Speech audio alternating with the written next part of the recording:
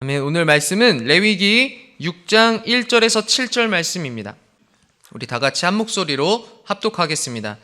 야훼께서 모세에게 말씀하여 이르시되 누구든지 야훼께 신실하지 못하여 범죄하되 곧 이웃이 맡긴 물건이나 전당물을 속이거나 도둑질하거나 착취하고도 사실을 부인하거나 남의 잃은 물건을 줍고도 사실을 부인하여 거짓 맹세하는 등 사람이 이 모든 일 중에 하나라도 행하여 범죄하면 이는 죄를 범하였고 죄가 있는 자니 그 훔친 것이나 착취한 것이나 맡은 것이나 잃은 물건을 주운 것이나 그 거짓 맹세한 모든 물건을 돌려보내되 곧 그 본래 물건의 5분의 1을 더하여 돌려보낼 것이니 그 죄가 드러나는 날에 그 임자에게 줄 것이요 그는 또 그 속건 제물을 야훼께 가져갈지니 곧 내가 지정한 가치대로 양떼 중 흠없는 수량을 속건 제물을 위하여 제사장에게로 끌고 갈 것이요 제사장은 야훼 앞에서 그를 위하여 속죄한즉 그는 무슨 허물이든지 사함을 받으리라. 아멘. 오늘 본문을 중심으로 저는 속건제, 그는 무슨 허물이든 사함을 받으리라 라는 제목으로 함께 은혜를 나누도록 하겠습니다. 오늘 우리가 읽은 이 본문은 속건제에 관련한 말씀인데 속건제에 관련한 두 번째 말씀입니다. 속건제에 관련한 첫 번째 말씀은 레위기 5장 가장 후반부에 기록되어 있는데 5장 14절에서 19절 말씀이 속건제에 관한 말씀이에요. 그래서 사실 레위기 5장 14절부터 오늘 우리가 읽은 본문 6장 7절까지 한 묶음으로 보는 것이 좋습니다. 이 단락에서 동일하게 속건제를 다루고 있지만 그러나 이렇게 5장과 6장을 구분하는 것은 그 죄의 질과 종류가 좀 다르기 때문이거든요.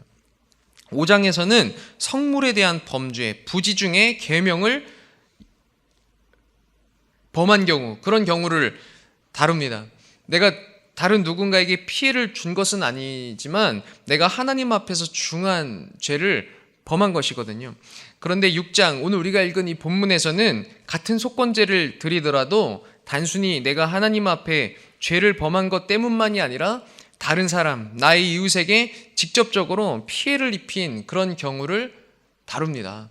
제가 어제 새벽 예배 이렇게 말씀드리면서 혹시나 임종길 목사님이 속건제까지 다 하면 내가 이제 할 말이 없는데 어떡하지? 하고 이렇게 들었는데 다행히 이 속죄제까지만 얘기를 하셔갖고 제가 감사하게 이 설교를 제가 미리 준비해 놨었거든요.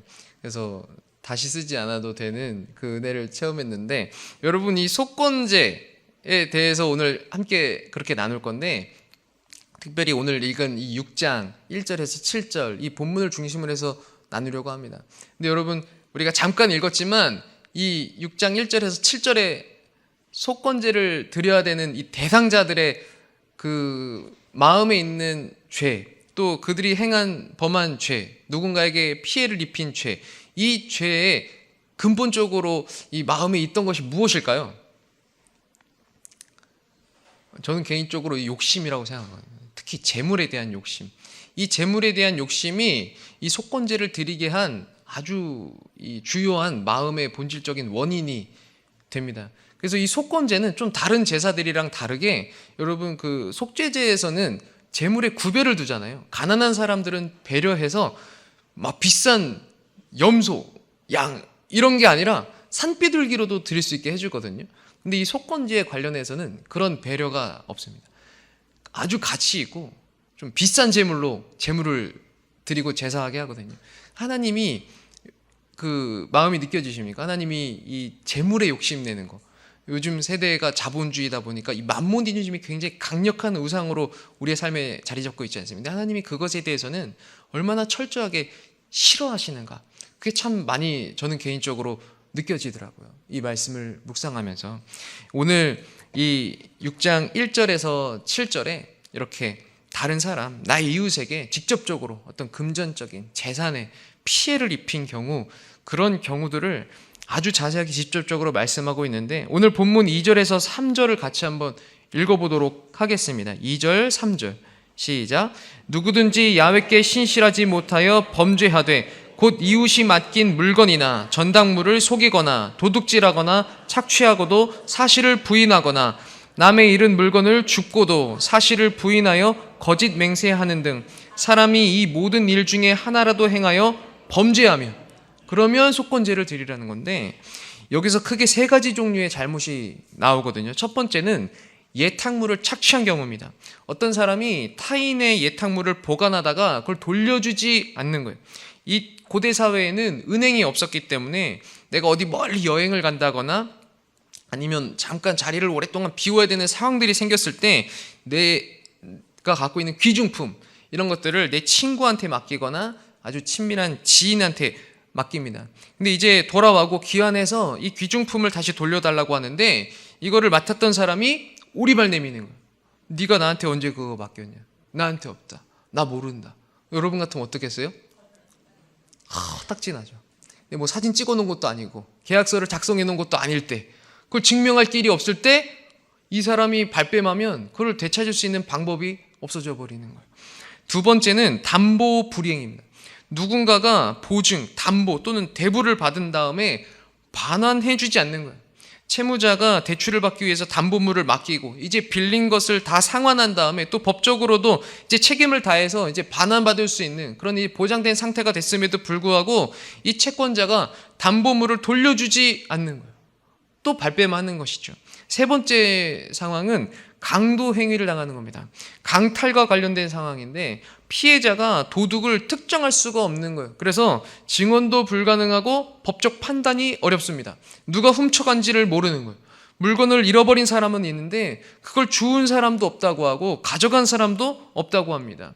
율법에는 사실 분신물에 대해서 반드시 반환해야 되는 규정들이 다 설정돼 있지만 증인이 없을 경우에 실제로 그 소유권을 증명하기가 어렵다라는 거예요. 그걸 진짜 네가 갖고 있었던 게 맞는지, 얘가 그걸 정말 가져간 게 맞는지, 이런 것들을 증명하기가 상당히 어렵다. 이걸 교묘히 악용해서 분신물을 습득했지만 내가 못 봤다고 주장하면 도리가 없는 겁니다. 분명히 남의 것을 주었지만 내가 고의로 거짓말하면서 반환하지 않음으로써 재산을 부당하게 착취하는 거죠. 그래서 이 속건제에서는 사실 부지 중에 모르고 짓는 죄가 아닙니다. 특히 6장 1절에서 7절은 고의로 짓고 있는 죄를 다루고 있거든요. 법적으로 정당한 계약을 맺었지만 약속한 대로 이행하지 않고 아주 불의하게 타인의 것을 취하는 그런 경우들 또 있습니다. 정당한 노동에 대한 임금을 지급하지 않는 경우들, 이런 경우들도 포함됩니다. 이런 상황 가운데서 이제 법적으로 증언하기가 어렵고 법적으로 판단하기가 어려운 경우들에 그래서 어떻게 하냐면 야훼 이름으로 선서하게 하는 거예요. 맹세를 하게 하는 거예요. 그런 경우에 물건을 주운 사람이나 혹은 훔쳐간 사람이나 혹은 교묘하게 타인의 재산을 강탈한 사람들은 어떻게 됩니까? 야훼 이름 앞에서 거짓 맹세를 하게 되는 거죠. 그래서 만일 그 사람을 이 계명에 있어서 뭐 훔쳐갔다, 가져갔다 이런 걸로 걸고 넘어지기가 어려운 경우 거짓 맹세를 하게 해서 이 거짓 맹세로 계명에 대해서 위배하게 만드는, 믿음에 위반을 하게 만드는 상황을 만들게 되는 거죠. 만약 그 사람이 거짓 선서를 하면 이것은 야훼 이름을 아주 만홀히 여기는 것이고 이거는 신앙에 위배되고 특히 제3계명에 위배되는 거죠. 너는 내 하나님 야훼 이름을 망령되게 부르지 말라. 야훼는 그의 이름을 망령되게 부르는 자를 죄 없다 하지 아니하리라. 그래서 이런 죄를 지은 사람들을 위해서 드리는 제사가 속건제입니다. 그런데 속건제에서 아주 특별하면서도 정말로 중요한 것은 이게 단순히 하나님 앞에 드리는 제물과 제사 행위로만 속죄가 되지가 않는다라는 거예요. 이 다른 제사랑 상당히 다른 차이점이죠. 이 제사를 드렸다고 해서 그 죄가 사라지지 않습니다. 반드시 뭐가 따르냐? 배상의 책임이 따른다라는 거예요.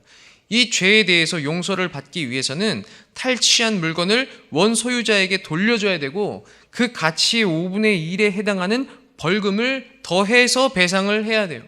속건제를 바치는 바로 그 날에 배상도 실행해야 되고 이걸 통해서 화해를 2번 하는 겁니다. 첫 번째 화해는 누구랑 합니까? 하나님과 화해하고 두 번째 화해는 사람, 이웃과 화해하는 거예요.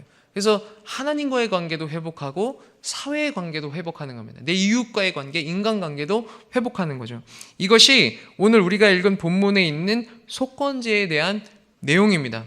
그런데 이 속건제에 있어서 아주 중요한 역할을 하고 있는 것이 있는데 그것이 뭐냐면 죄책이에요. 죄에 대해서 책임을 지는 마음과 행위입니다. 한번 따라해 볼까요? 죄에 대해서 책임을 지는 마음과 행위. 이것이 속건제에 있어서는 아주 중요합니다. 핵심적이에요. 속건제라는 단어가 히브리어로 아샴이라는 단어를 사용합니다. 한번 따라해 볼까요? 아샴. 이거 아는 척 해도 좋습니다. 쉽잖아요. 두 글자밖에 안 되니까. 너 속건제가 히브리어로 뭔지 알아? 아샴. 여러분 되게 유식해 보이잖아요.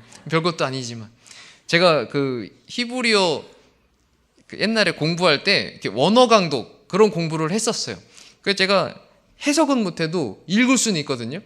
근데 제가 외우고 있는 히브리어 구절이 딱 한 구절이 있습니다. 딱 한 구절이 있거든요. 제가 그거 이렇게 어디 가서 외우잖아요. 되게 똑똑해 보이거든요. 근데 한 구절 더 해봐 하면은 못해요. 딱 그 한 구절. 창세기 1장 1절인데 나중에 조용히 오시면 알려드리겠습니다. 되게 쉽거든요. 근데 어디 가서 하면 유식해 보일 수 있는. 근데 오늘 이 속건제 마찬가지 히브리어로 아샴이라는 단어를 쓰는데 이 아샴은 속건제로도 해석할 수 있지만 이 아샴이라는 단어가 갖고 있는 기본적인 또 다른 의미들이 있거든요. 그 의미가 뭐냐면 잘못, 죄, 허물, 책임 이런 의미가 있어요. 어떤 사람이 잘못된 일을 행한 것에 대해서 아주 큰 부담감을 갖는 거예요. 죄책, 책임, 과실 이런 의미를 내포하고 있는 거예요. 그래서 이 아샴은 잘못을 범했지만 아직 징벌은 받지 않은 상태. 그래서 어떤 사람이 법적으로도 아직 어떤 징계를 받지 않았고 도덕적으로도 아직 이 양심상의 문제가 해결되지 않은 거예요.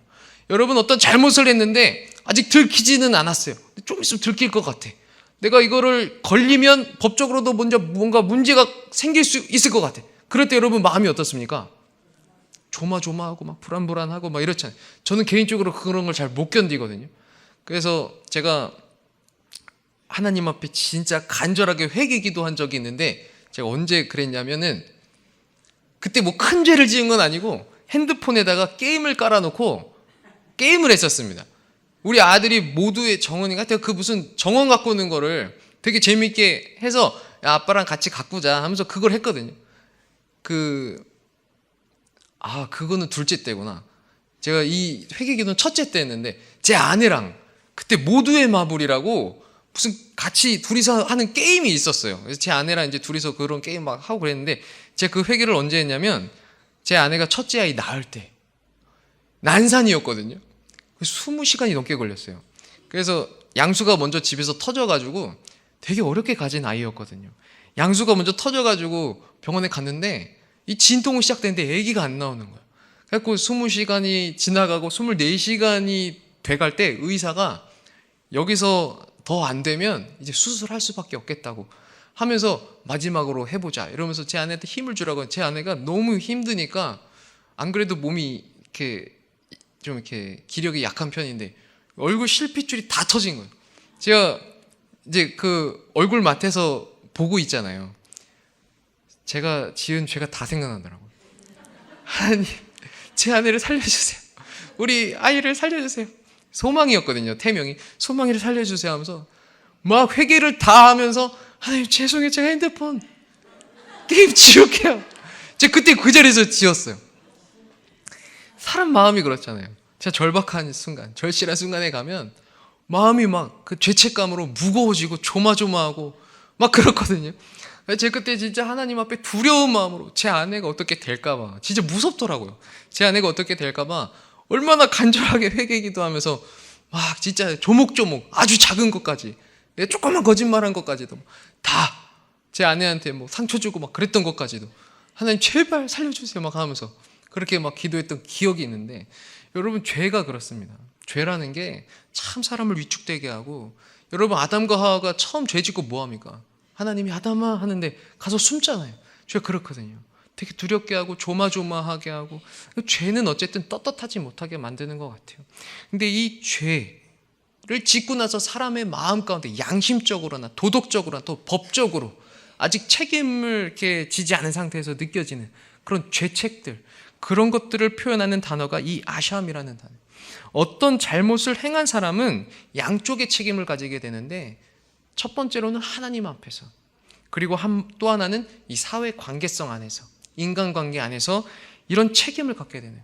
그런데 이 아샴이라는 단어가 속건제로 쓰인다라는 거죠.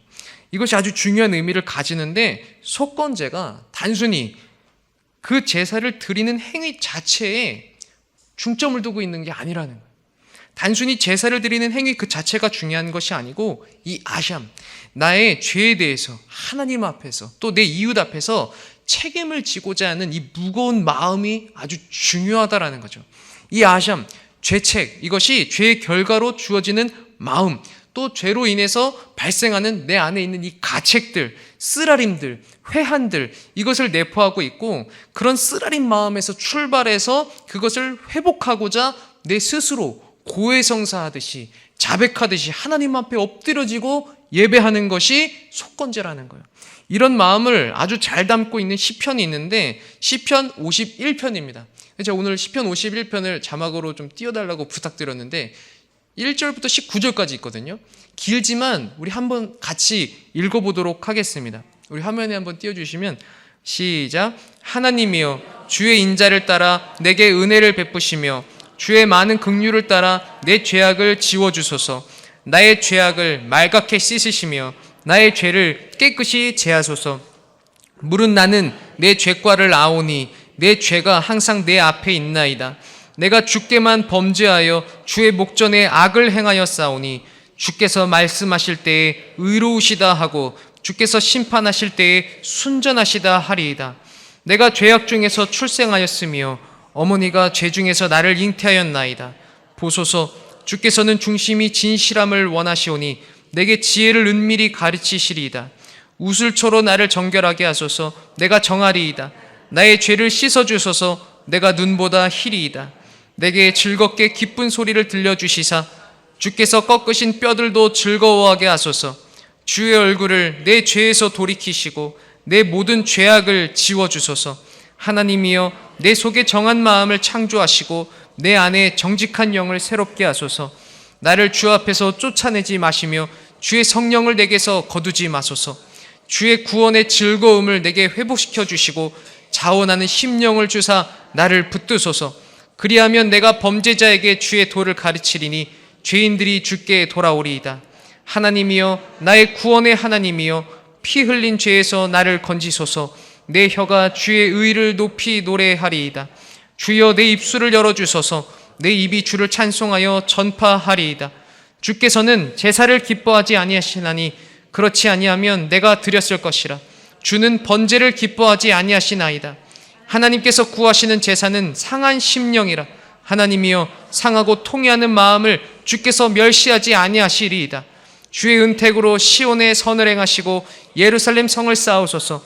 그때 주께서 의로운 제사와 번제와 온전한 번제를 기뻐하시리니 그때 그들이 수소를 주의 제단에 드리리이다. 아멘. 지금 시편 51편을 보면 전체적으로 자기의 죄를 하나님 앞에 고하고 있는데 아주 무거운 마음으로 죄책을 가지고 고해성사하듯이 자백하듯이 회개하고 있는 기도거든요. 그런데 특별히 16절과 17절을 보면 아샴, 이 속건제의 마음을 아주 잘 표현하고 있습니다. 한 번 더 제가 읽어보겠습니다. 주께서는 제사를 기뻐하지 아니하시나니 그렇지 아니하면 내가 드렸을 것이라. 주는 번제를 기뻐하지 아니하시나이다. 하나님께서 구하시는 제사는 상한 심령이라. 하나님이여, 상하고 통회하는 마음을 주께서 멸시하지 아니하시리이다. 상한 심령과 상하고 통회한 마음을 하나님 앞에 구했고, 그것을 하나님이 구하는 제사라고 하셨는데, 그러고 나서 19절에서는 그리고 나서야 의로운 제사, 온전한 번제를 하나님이 기쁨으로 받을 수 있도록 제단에 드린다라고 이야기를 하거든요. 아샴, 속건제를 드림에 앞서서 그보다 내 안에 먼저 품어야 되는 마음이 뭐냐? 아샴, 죄책, 상한 심령, 상하고 통회하는 마음이다라는 거예요. 여러분, 오늘 우리가 드리는 이 예배도 마찬가지입니다. 우리 안에 반드시 상한 심령이 있어야 됩니다. 상하고 통회하는 마음이 있어야 됩니다. 그런데 이 상한 심령이라는 것이 단순히 내가 지금 너무 고생스럽게 살고 있어서가 아니라는 거예요. 고난 속에서 너무 고통스럽고 처량해서 상하고 통회한 게 아니라는 거예요. 내가 병들고 아파서 힘겨워서 지금 내 심령이 상해 있는 게 아니라는 거예요.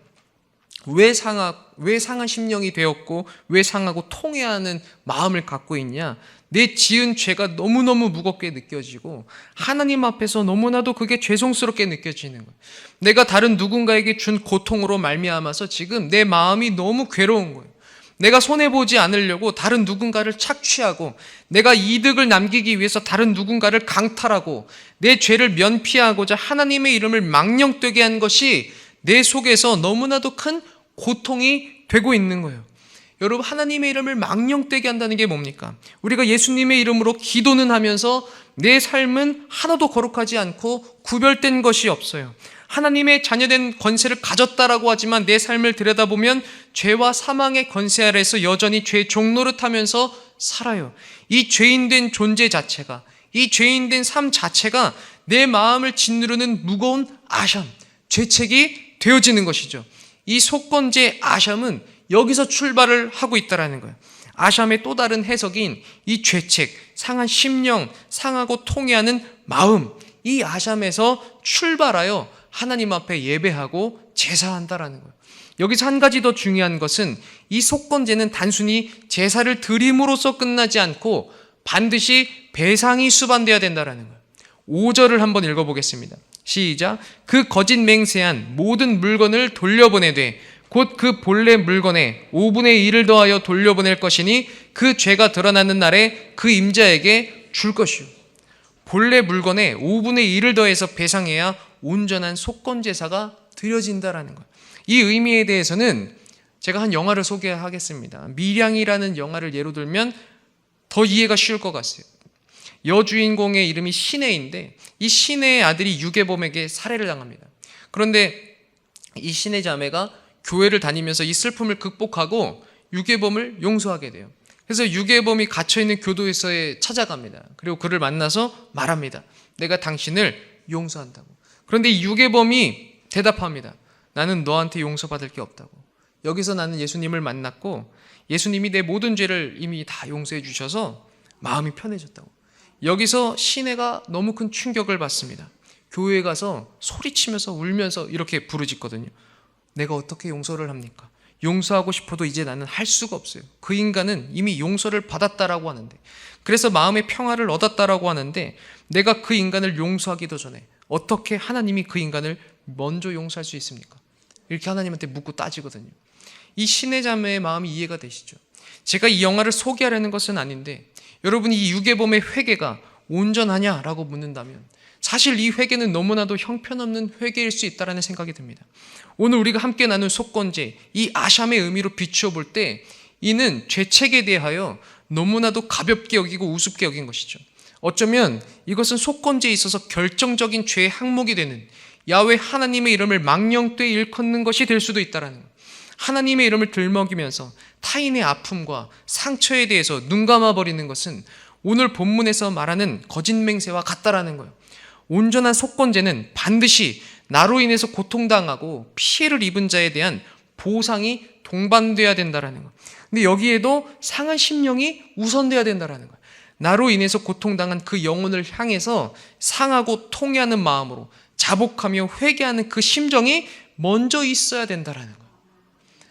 내가 하나님 앞에 용서받은 것이 거짓된 게 아니라 내가 하나님 앞에 용서를 받는 것과 동시에 사실은 나로 인해서 상처받고 고통받고 있는 그 자매에 대한 상하고 통해하는 마음, 그게 내 안에 있으면 그에게 그렇게 말할 수가 없다는 거죠. 그 상처를 만지고 어우르며 내가 정말 잘못했다고 용서를 구하는 것이 하나님께 받은 이 회개, 용서를 더 온전한 회개로, 온전한 용서로 이루는 일이 되었겠죠. 여러분, 오늘 이 본문을 통해서 우리도 우리 자신을 한번 성찰해 보기 원합니다. 때때로 성도들이, 그리스도인들이 이런 부분에서 너무 뻔뻔해질 때가 있거든요.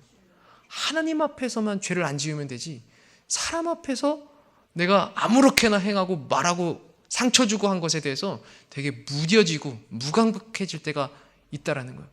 근데 그걸 하나님이 기뻐하지 않으신다라는 걸 여러분 꼭 기억하시기를 바랍니다. 우리 또한 너무나도 가벼운 회개를 하고 있지는 않은가?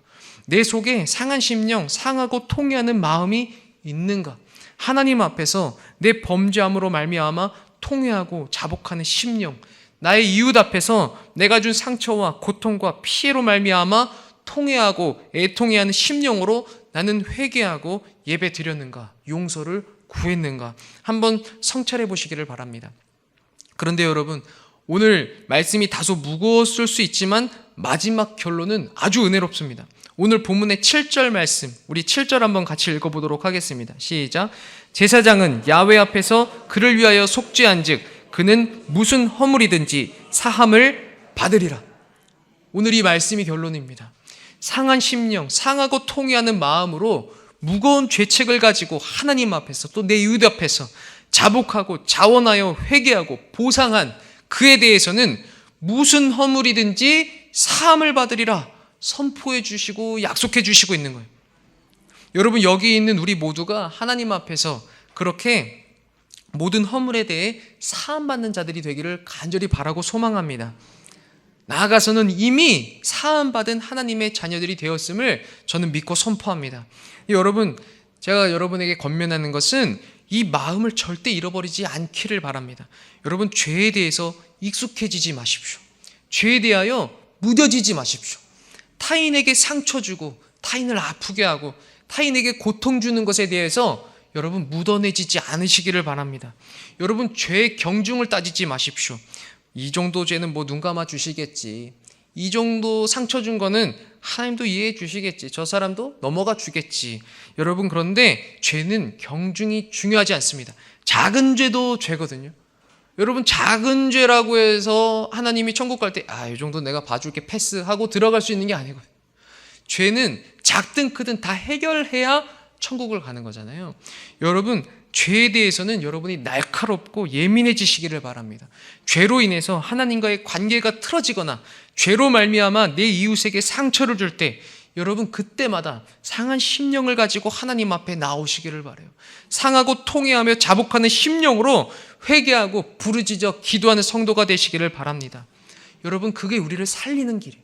그 상한 심령이 우리의 죽은 영을 살리고 또 이 마지막 때 하나님 앞에서 거룩한 성도로 구별하게 하는 중요한 기준선이 될 것이라고 저는 믿습니다. 여러분, 알곡과 가라지는 한 끗 차이거든요. 죄에 대해서 무뎌지면 가라지가 될 수밖에 없어요. 그런데 죄에 대해서 날이 서 있고 예민하고 타인에게 고통 주고 아픔 주는 것에 대해서 내가 예민하면 여러분, 내가 알곡으로 살아갈 수 있다고 저는 믿습니다. 여러분, 하나님 앞에서 거룩한 성도로 구별되기 위하여 여러분 마음 가운데에 이 죄에 대해서는 날이 서 있는 성도로 살아갈 수 있기를 바랍니다. 오늘 하나님 앞에 그렇게 상한 심령으로 예배하면서 진정으로 우리의 모든 허물이 다 사하여지는 그런 성도님들, 그리고 제가 될 수 있기를 간절히 바라고 축복합니다. 이 시간 제가 잠깐 기도하겠습니다. 하나님 아버지, 감사합니다. 참으로 귀한 날 주님 앞에 나와 예배하게 하심을 감사합니다. 우리가 레위기 말씀을 가지고 묵상하며 나누고 있습니다. 오늘은 속건제에 대하여 함께 묵상하고 나누었습니다. 하나님 아버지, 이 제사마다 또 하나님께서 정한 이 규례마다 담겨있는 하나님의 마음을 우리가 보게 하시고 또 그것들을 보면서 우리 스스로의 삶을 또 한번 돌아보고 성찰해보게 하여 주시옵소서. 그리고 나는 하나님 앞에 정말로 진실되게 신실하게 온전한 회개를 드리며 온전한 예배를 드리고 있는가, 하나님 다시 한번 생각해보게 하여 주시옵소서. 나의 삶에 있어서 우리의 신앙에 있어서 잘못되고 그릇된 것이 있다면 속히 회개하고 돌아서게 하여 주시옵고, 온전한 믿음과 신앙, 신실한 신앙을 가지고 하나님 앞에 새롭게 세워지는 거룩하게 구별된 성도들이 다 되게 하여 주시옵소서. 감사하며 예수님의 이름으로 간절히 기도합니다. 아멘. 하늘에 계신 우리 아버지여, 이름이 거룩히 여김을 받으시오며 나라가 임하시오며 뜻이 하늘에서 이루어진 것 같이 땅에서도 이루어지리이다. 오늘 우리에게 일용할 양식을 주시옵고 우리가 우리에게 죄 지은 자를 사하여 준 것 같이 우리 죄를 사하여 주시옵고 우리를 시험에 들게 하지 마시옵고 다만 악에서 구하시옵소서. 나라와 권세와 영광이 아버지께 영원히 있사옵나이다. 아멘.